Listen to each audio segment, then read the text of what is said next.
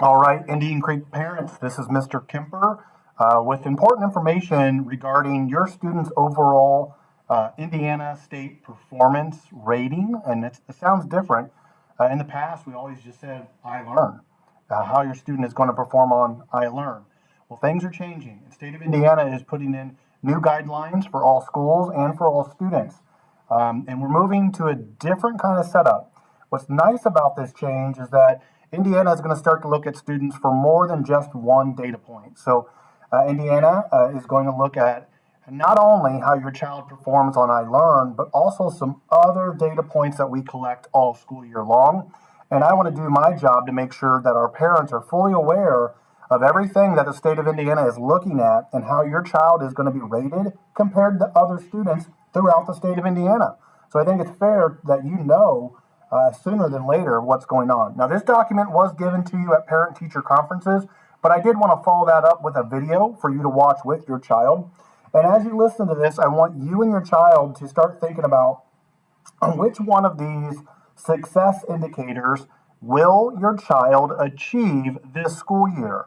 So your job as you watch this is to, one, listen and think about it, but then two, circle which indicators you plan on achieving, and then three, parents and student, I want you to sign off on it, sign the bottom of this document, the top of the document, or wherever you want, and bring it back. Students who bring this back to me will receive a prize. So let me go through this real quick and hopefully give you a better picture of how the state of Indiana is going to be measuring not only your students' academic performance, but Indian Creek's academic performance. And this is how Indian Creek will, once again, get a school letter grade. So I want to make sure you're well informed. I'm going to start with third grade. Third grade students are a little different because they, one, have to take iRead, and two, it's the first time they're taking iLearn. So they don't have as much data as other students do in 4, 5, and 6. So third grade, not only are students in third grade going to get a reading score and a math score, right? In the past, that was just iLearn. However they did on iLearn, that was their reading score. However they did on iLearn Math, that was their math score. Now, not only is it going to include iLearn reading, but their reading score will also include how they do on iRead. Now, remember, iRead is that third grade reading assessment. So if they pass, that's called a success indicator. That will increase their overall reading score. Okay. Another thing third graders have, and you'll see this highlighted in yellow for every grade level, is attendance. If students meet the attendance goal set by the state of Indiana, which is being here 94% of the time, if your child is here 94% of the time, their reading score just went up.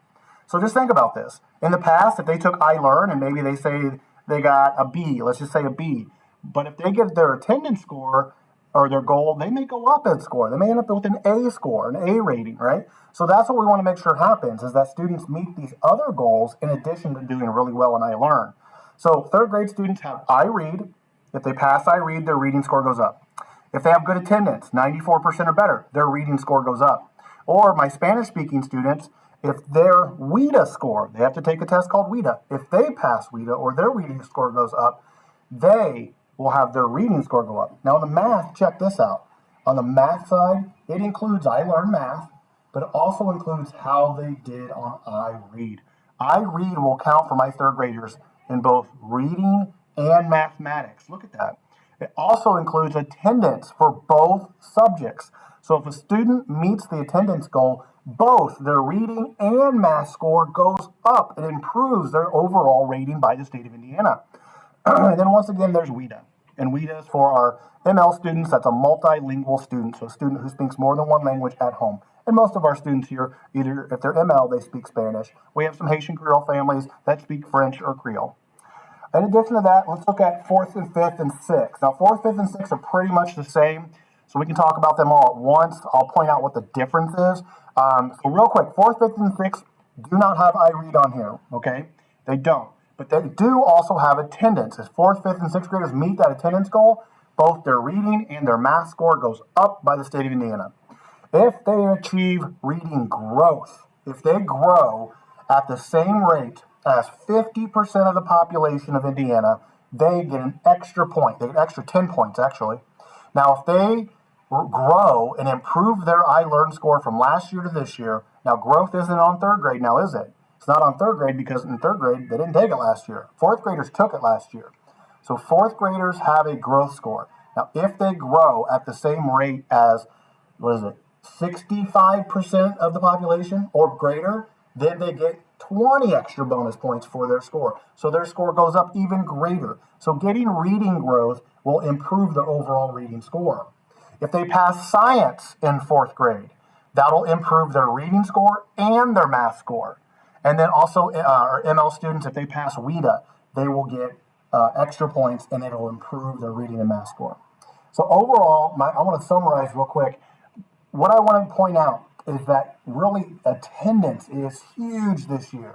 Your student one will receive a score for both reading and math. iLearn is a part of that score. It is not the only score.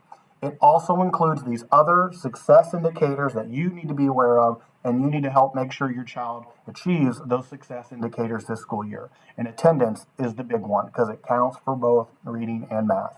Now, I did say I'd point out the difference between 4, 5, and 6.